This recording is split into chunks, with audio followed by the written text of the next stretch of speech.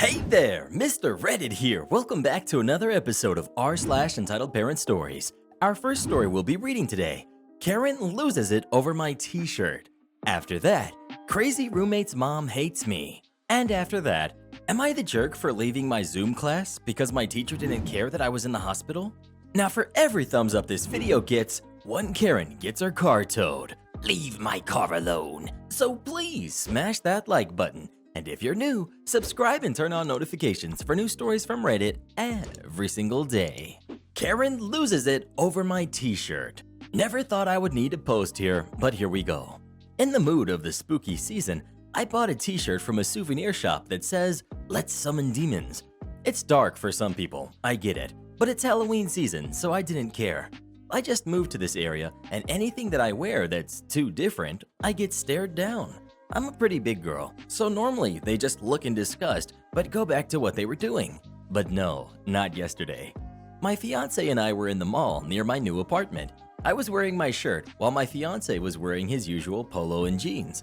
As we were in the mall, I get my fair share of "what the heck is she wearing?" looks from employees. I wanted to go to a well-known body wash place to buy hand soap. My fiance knows how long I would possibly take, so he left to go to a game shop. While I'm in the store, I find the hand soap and start reading which one is which. As I'm looking, I see maybe 4 more people come into this empty store. A mom and her daughter. I only know that because of the rest of the story. And 2 older women, which I assume to be an aunt and a grandmother. The daughter was about 17-ish. She runs directly to body wash set behind me on the display table. I find my soap and put it in the bag and walk to the other side of the store. Then I hear, "Excuse me." I look behind me and it's the daughter. "Oh, my bad, you don't work here. I thought you were stocking the store." I was in no way dressed like the employee, but whatever. "Yeah, sorry, no, I don't work here. But since I love this store, I probably can help you." She then asks me for a certain scent, and since I could see it from where I was standing, I showed her. She looked at my shirt and started asking me where she could buy one and blah blah blah. I gave her all the details and even told her where the store was in the mall. She starts laughing about how I must know the mall very well. I guess her mom heard her talking and walked towards us. "Come on, daughter, I found your scent." Entitled mom grabs the daughter's arm. "Wait, mom, look at her shirt. I really want one. It's so cool." I smile and look at the mom. As she reads my shirt, her face starts to turn into a look of disgust, like if she had just seen roadkill splatter on the windshield. It was very awkward, and she didn't even try to hide it. This is not word for word, but this is basically what happened. Entitled mom. "No, you don't need a shirt like that." Grabs her daughter. Daughter pulls back. "No, mom, I'm talking." I just stand there confused. Entitled mom. "Listen, I know that it's Halloween, but my sweet baby does not need to see this crap when going to the mall. What's wrong with you? Are you possessed?" Me. "Listen, I don't care if you like it. And girl, if you want the shirt, you can afford it without your mom being in the way." I start to walk away. Entitled mom starts to follow me around the entire store, calling me names and saying how I shouldn't be welcomed at my college. I go to a well-known private Catholic university nearby. She knows because my keychain is hanging out of my pocket that says the school. She starts yelling and asking for my name so she can call the school. I literally tried my best to finish my shopping and to leave, but none of the workers helped me. I checked out with her still behind me yelling. I get done, and she yells that I'm stealing and that the police need to be called. Luckily, the workers didn't do it. She continued to block me from leaving the store, and she grabbed my arm trying to drag me back in the store, so I slapped her. Entitled mom starts crying. Her daughter grabs her, and she looks at me with the most apologetic look. My fiance was standing outside the door, thank God, and grabbed my hand and rushed me to the food court to get me to calm down. I thought that was the end, but nope. Entitled mom literally must have called the store security and they were looking for me around the mall. They eventually found me. Security searches my bags and looks at the receipts, then asks me about why I smacked her. I told them I can explain everything. Entitled mom is yelling at the other security guards, saying, "Don't let her get away with putting her hands on me." To sum up the rest, basically I got set free. Entitled mom was let go without security calling the police or letting me figure out who she was because I want to press charges. I can't believe this even happened over a shirt. I'm really upset about the whole thing. My fiance has been calming me down. My university takes things like this very seriously. They are currently doing an investigation of their own to find out who that lady was and why the mall didn't do anything to really help me. A lot of people have asked why no one did anything. I don't know about the employees, but for the sake of the customers, the mall was only allowing 25% of people in, plus there was like maybe 20-ish people from what I saw in the mall. To clear up on why my university is involved, a couple of years ago, a guy was basically hunted down from a convenience store all the way back to the campus. They were bothering him at the store and chased him back, calling him names and threatening him. Parents and students asked what the school was going to do, so they made up a little task force of law people to help students figure out the green light for situations that need to be dealt with by the law. The task force holds people from the school's law team and campus police. Update: I just got off the phone with my school's lawyer. They said I definitely have a case that she's willing to help me with. She said that I had a meeting with them tomorrow and that all I need to do is work with them. What would you do in this situation? Would you press charges on Karen or not? Please let us know. Next time, wear a Live, Laugh, Love shirt instead. Crazy roommate's mom hates me. Okay, this happened when I was about 20 years old and I had already been living on my own for about 2 years at this point. I was talking to a good friend of mine, let's call her E, telling her about how I was looking into finding a new apartment that was a better distance from college and work, maybe something a little cheaper too. She kind of perked up and eventually brought up the idea that we get a place together. We were both great friends. We liked the same food, music, movies. We loved art and writing too, so I thought it would be a great idea and I would cut the cost of the bill. Not long after, we found a place that was perfect for roommates. The only drawback was that there was no fireplace. My old place had one, but that certainly wasn't a deal breaker. So we put down the payment and began to move in the following day as it was move-in ready. I should have known her mother was going to be a problem before we had even finished moving in, but I just didn't realize how much of a problem she was until later. I had brought along my mom, dad, sister, and my sister's husband to help me move. I brought a washer and dryer, queen bed, couch, and kitchen table to the mix. After all, I had been on my own for a while, so I pretty much had the whole shebang, and all she had was her bedroom stuff, as this was her first time living away from home. Anyway, I had promised to buy pizza for everyone and already had some soda cooling in the fridge, so after moving day, I could feed my helpful family. E's mom was there too, but she only helped bring in E's stuff, and once my couch was moved in, she just sat on it and watched as we did everything else. When E was helping us out, her mom griped that, "My daughter is not your slave," she whined. E had offered to help, but we didn't ask or make her do anything. Besides, this was her place too. I can promise she'll eat at our table sometime. Eventually, everything was inside, and I decided to order the pizza, and her mom spoke again.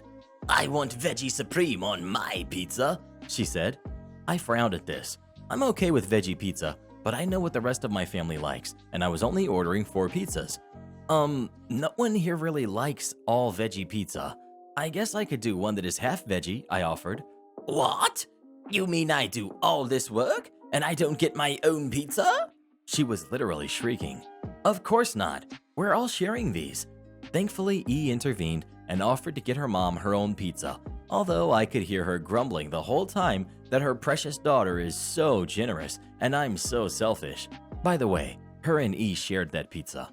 I was exhausted by the time everyone had left, and it was pretty late when I had finally set up at least half my bedroom, so I crashed and went to sleep.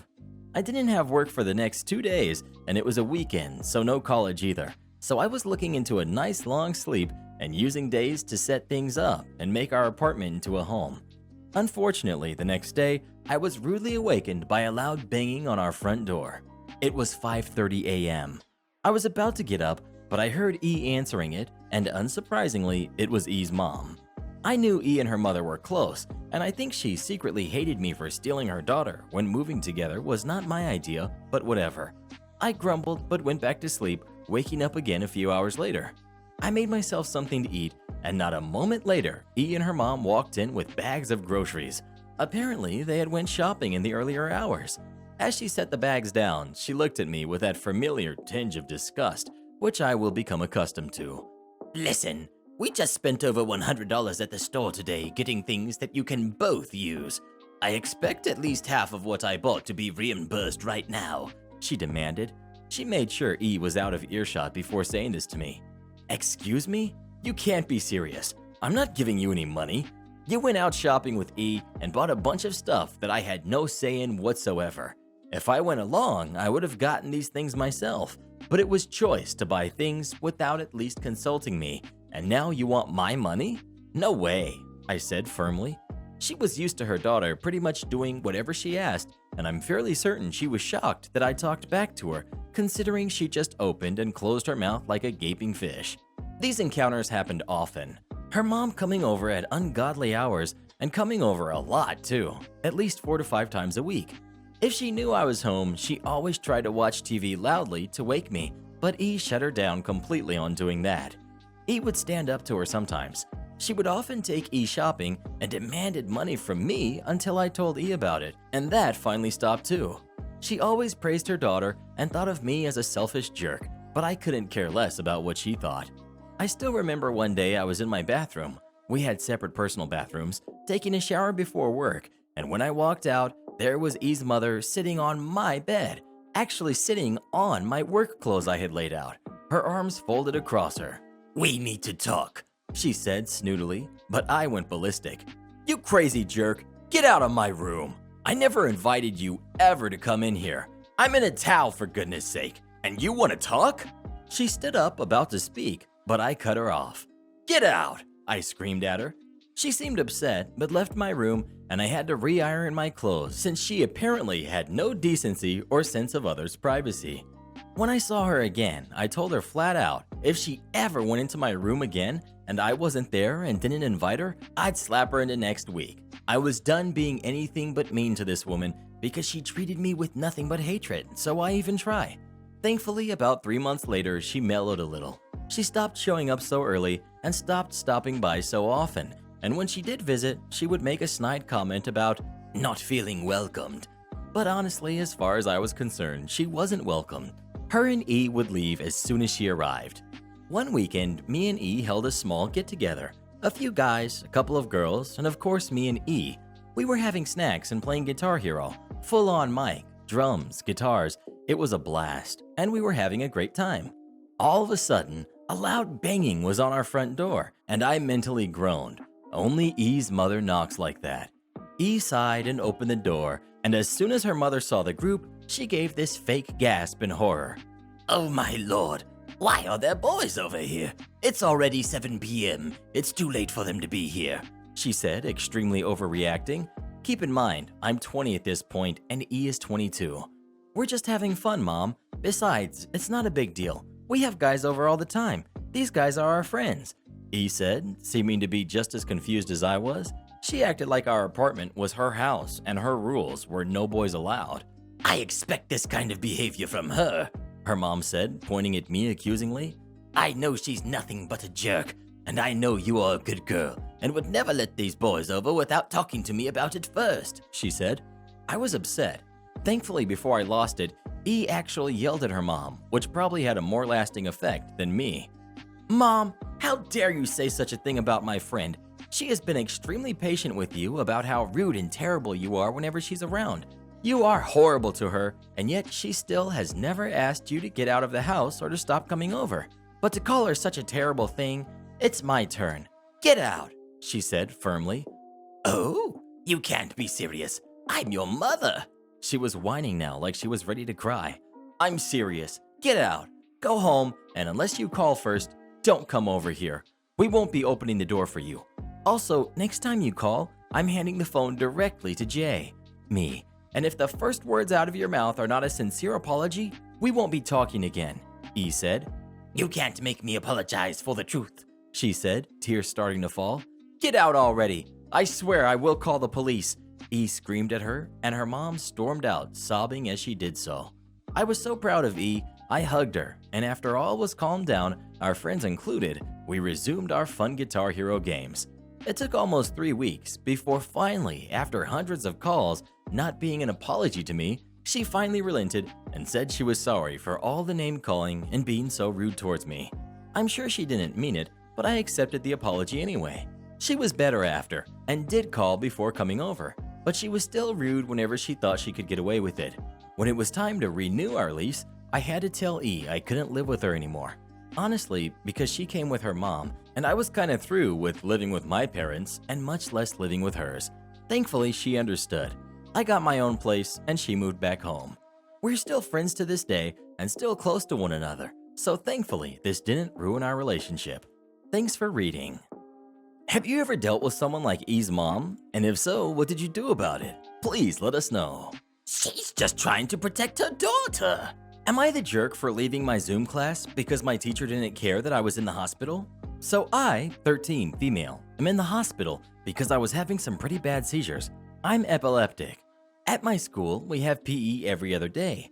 Yesterday, I emailed my PE teacher, I'll call her Miss R, and said I'm in the hospital and I can't come to PE that day. I had done all my other classes, but my teachers usually let us keep our camera off. Also, my parents work during the day, so I was alone other than the nurses.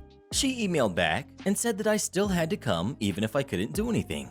She didn't ask if I was okay or anything. The way our Zoom PE works is we take attendance, then we fill out a sheet on the healthy things we've eaten that day, and then we exercise. I usually ride my station bike at home. When I got into the class, the teacher made me put my camera on. When I turned it on, she didn't acknowledge the fact that I was hooked up to IVs and had a wrap on my head that made me look like an egg, though I could tell all the other kids were curious. Well, then it was time for the exercise part. Didn't get up from the camera because I couldn't really exercise. Then she asked why I wasn't exercising. I replied that I'm not supposed to get up from the bed. She asked why, and I didn't want to say it in front of the whole class, so I said, I don't know. She didn't like that and said we should brainstorm things I could do. I thought it would be something like my homework for other classes, but she was suggesting things like jumping jacks or burpees. She was saying it right in front of everyone, and I was really uncomfortable. She started getting mad that I wasn't willing to work with her or being cooperative. She said if I didn't know why I couldn't get out of bed, then I probably could and just didn't know it. I just left the meeting and was so embarrassed I almost cried. Then after school, some girl that had been in my class messaged me on Instagram and asked why I left the meeting. I told her that I was uncomfortable, and she kept saying I could have just told my teacher why I was in the hospital, but I didn't want to say it in front of everyone. The teacher gave me an F for the day, even though I filled out the sheet thing. She also marked me absent from the class and emailed my mom that I wasn't participating in class. I explained what really happened to my mom, but she doesn't speak English, so there isn't much she can do. But most people seem to think I should have just said in front of the entire class why I was in the hospital. So, am I the jerk for not? Edit. Since someone in my DMs were curious, my mom only speaks Amharic. Edit 2. My doctors wrote a note to the school saying what was going on, and it was my guidance counselor's decision if I had to go to classes or not. My guidance counselor said I did have to because she didn't want to do the extra work. Edit. I'm taking a break from reading replies for the rest of the night. I will catch up in the morning. My inbox currently has over 200 replies, and it's kind of overwhelming. It's not a taxi, but I'll take the cake. This happened in the early 2000s, 02 or 03. A small background is needed. At that point in my life, I'm a third-year nursing student in the capital. I'm sharing my apartment with a good friend, and he is sharing his car. The alleged car was the major factor of the story. It was a brand cherished by taxi drivers and also yellow, the color of taxis in the capital. The major differences from a taxi were the lack of the taxi sign and that it was a hatchback. Taxis are sedans. It was common for someone to flag us down thinking it was a taxi until we came closer. Anyway, it was summer and my friend was island hopping with his fiancée and had left the car behind. I had woken up to almost an empty fridge, and since I was paid the day before, I decided to forego the small convenience store in my neighborhood and drive to the big supermarket. I jumped in the car and took a major road artery to the store. I'm stopped in front of a bus stop waiting for the light to turn green when the back door opens and closes and I hear a woman's voice saying the name of a hospital. I turn around to say it's not a taxi, but I stopped in my tracks. A sweet old lady had entered the car. She was around 65 to 70. She's clutching her purse so hard, her knuckles turning white. She's clearly panicked. She keeps mumbling, "Please hurry, she went into labor, please hurry." I put the car into gear and start driving towards the hospital. Nurse training kicks in and I start to talk to her to calm her down. She starts to calm and I get the whole story. Her granddaughter, 19 at the time, was pregnant and had a rough pregnancy. An hour ago, she went into a premature labor and the grandma was panicking. We reached the hospital 20 minutes later. The guard at the entrance knows me because of hospital rotation. I drive up to the entrance and drop her. As she's trying to pay me, I tell her it's on the house. At that point, she realized it wasn't a taxi and got a bit embarrassed and tried to give me the money again. I advised that if everything went well, send me a cake. Little did I know. 2 weeks later, my roommate is back and receives a call from the police. They wanted to find out if he was the owner of the car and if he could go to the station. My roommate asked me if anything had happened with the car while he was gone. I said no, having almost forgotten the incident. I decided to tag along and go to the station. We're met by an officer who guides us to an office. Inside is the sweet old lady with a box. She jumps up, shouting, "That's him!" and hugs me. The officer is smiling. He's the father of the granddaughter and now a proud grandfather. Apparently, the lady told him about the incident and how helpful I was. He used his status as a police officer to get the plate from the CCTV and find the owner and thank me. The baby would have to spend some time in the hospital due to being almost 2 months early, but otherwise all right. So I got the cake. On a final note, I met the girl by coincidence a couple of years ago. She has turned out fine and is studying to be a nurse. Change our expenditure accounts? The food bank will have a feast. This happened about 10 years ago when I worked for a company doing community nursing.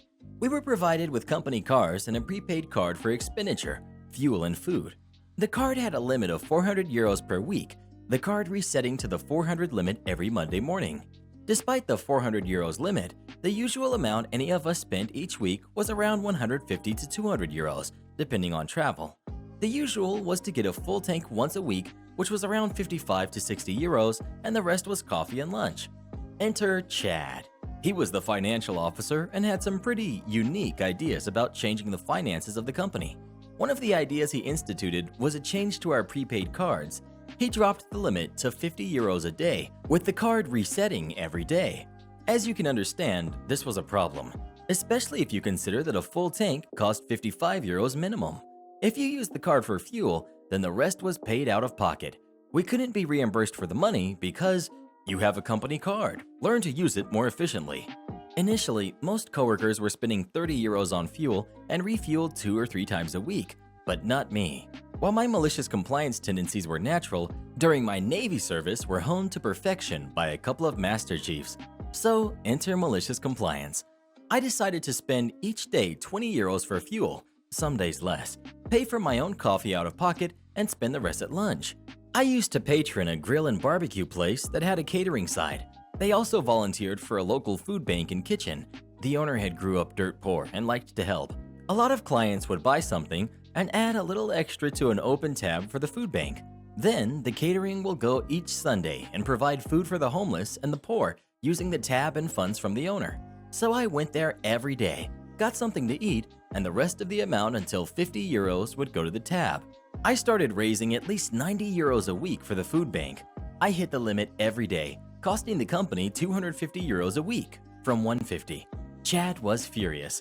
He was trying to save money and I was costing him more. He asked me to explain my expenses, food and fuel. He asked for receipts. I provided them. The receipt said food, nothing else. He finally said I should eat cheaper.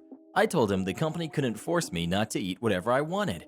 After that meeting, a couple of workers saw me coming out smiling and inquired about it. I explained what I was doing. The smiles on their faces. Soon afterwards, 6 nurses spent all their expenses the same way. The aftermath. This went on for 2 months. Chad was livid because now he was losing even more money. The solution came unexpectedly. Unbeknownst to all of us, the owner of the company was a major contributor to the food bank.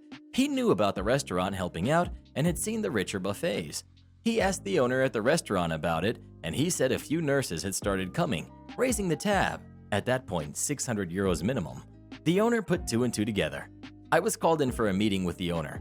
I was anxious because I didn't know what it was about. When I got there, Chad was there also. During the meeting, Chad explained how he was losing money, but he couldn't do anything about it. I explained what our grievance was and how we took advantage of it. Chad replied we shouldn't game the system for something so stupid as a food bank. The owner stopped the meeting right there. He reinstated the old system for expenditure. He reprimanded both of us for the whole mess, me a bit less, and informed me that if I make a donation for the food bank to notify him and he will match it. The final result was getting our old system back, a weekly donation to the food bank, and a major Easter Sunday barbecue for the food bank sponsored by the company. Chad lasted only another 3 months because his penny-saving ways dropped the quality of care we could provide. I stayed with the company until it was sold to new owners who were more like Chad, but that's a story for another subreddit. Am I the jerk for canceling dinner plans to celebrate with my daughter because my stepson was upset? My daughter, 13, and stepson, 11, have not gotten along well since my daughter moved in. She had previously lived with her mother, but I got default custody after her mother turned one of her 24-hour disappearing acts into a never-coming-back one. My daughter and stepson go to the same middle school and were both running for student council VP. There was tension in the house, and my wife told my stepson that if he won, we could go out to celebrate. My daughter asked if this applied to her as well, since he wasn't her only competitor, and my wife said of course. The campaign got pretty stressful for the both of them. Then the votes come in, and my daughter wins by 4 votes. However, because somehow the one person who ran for treasurer this year dropped out because of grades, my stepson was offered that position. He saw it as a really pitiful consolation prize and was angry that he had to take orders from my daughter. I felt very bad for my stepson, and he and his mother, who is very type A, was very upset, even though, of course, my wife congratulated my daughter. My stepson refused to be comforted by the fact that older kids get more easily elected because they know more people, and his mother even offered to take her to law office and give him some responsibilities, saying that was better experience than student council would ever be. My stepson then said, "Please tell me you're not going to rub it in my face by taking us to dinner now?" My wife also looks really reluctant to go to dinner. I finally tell my daughter that we weren't going to be going to dinner because our stepbrother was very upset by the turn of events and we need to take his feelings into consideration, and that it was impolite to gloat. That all happened Friday. My daughter ended up crying, and even now, Sunday night, she's still mad at all of us. Am I the jerk? Well, what do you think? Is OP the jerk for canceling the dinner with his daughter or not? Please let us know. Oh, he wrong for that, bruh. Am I the jerk for no longer inviting my brother to my house? Last weekend, I had a small get-together for immediate family only. They're in our social bubble, for my son's birthday. My brother bought my nephew, 8, to our house. He has a history of being destructive to people's homes, and my brother and sister-in-law do not discipline him. According to them, he just doesn't listen, so they just give him whatever he wants. This is not the first time my nephew has destroyed my house, or other relatives for that matter, and I finally had enough. The last time they were over, my son, 17, caught him mistreating our cat. After they left, we saw that he had dumped out all of our soap and shampoo in the bathroom on the floor, and my daughter, who's 15, slipped on the tiles. The last visit, he drew all over a brand new couch with the markers sister-in-law bought him to color with. I had asked her not to let him color on the couch, instead he should color at the kitchen table so it could be washed off. When I confronted my sister-in-law about it, she told me, "It's just a couch. You can get slip covers." I told her that wasn't the point, that once again he has come to my house and destroyed something, and I was tired of having to pay to clean/replace the things he destroyed. My brother intervened and said that I was being overdramatic and that he was just a kid. I told my brother that they needed to leave. The next day I called him and told him they weren't welcome back into my house and that they could either pay for someone to come clean the couch or for the cost of a replacement. My brother told me that it was never going to happen. An hour later, I got a call from my other sister who congratulated me for sticking to my guns, and she plans to do the same. My mom got wind of this and called me and told me that I was being out of line and that nephew didn't mean to do this and it was just an accident. That according to sister-in-law, you can barely see it and I was just trying to get a free couch. So I sent my mom a picture of the doodles on my couch that nephew made. She now agrees my brother should absolutely pay to clean the couch or replace it, but that I'm going too far by banning them from my home. I told her I disagreed and that he can always go to her house and destroy her stuff if she wants to see us all together. Am I the jerk for not inviting them to my house anymore? Well, who do you agree with, OP or his brother? Please let us know. A brief encounter with a Karen at the IKEA restaurant. So today, my husband took me shopping at IKEA for some random items we needed, but were unable to get due to previous public gathering restrictions. We decided to make a day out of it and grab some lunch at the IKEA restaurant while we're at it.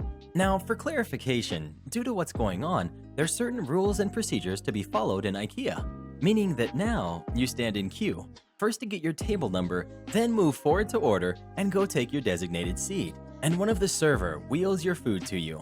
All fine and dandy.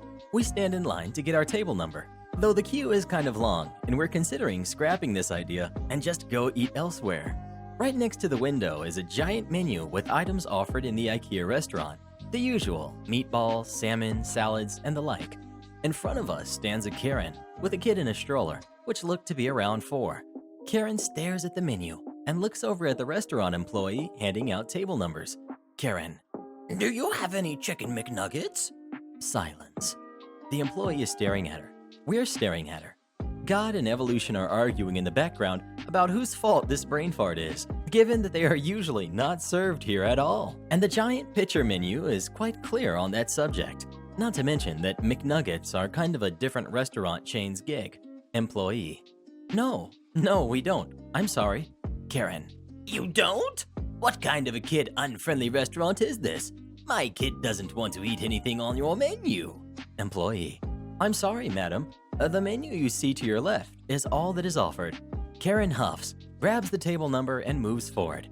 The employee glances over at us, gives us a table number, and goes, "Oh, pardon me. Madam is pregnant. You don't wait. Please, just step here to the side and follow my colleague. He'll take you to the register so you can order." Karen head whips around so fast I thought it might fall off. Her face is a picture of shock at the unjust treatment. She glares at my 8-month pregnant belly, then at the employee and screeches, "I have a child as well!" The employee, now with another one on tow, stares at her blankly and goes, "Yes, but your madam here is pregnant." I can sense him struggling not to say, "Well, you pushed yours out a while ago, didn't you?"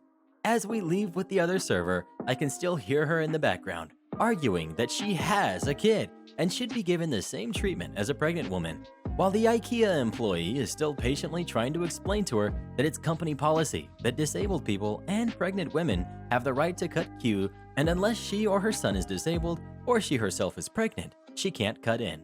20 minutes later, we're done with our food and we stand up to leave. I spot Karen still in queue, third in line from the register, glaring at us. I resist the urge to wave and just pat my belly happily, then waddle away with my husband.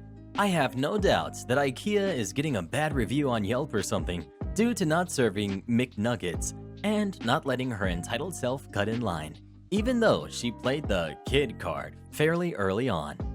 Please come watch this video next, you will love it. And join as a channel member today and we'll give you a special shout out in our next video. And to have us make any kind of video you'd like us to for you or a loved one, come visit us on Fiverr, link pinned in the comments below.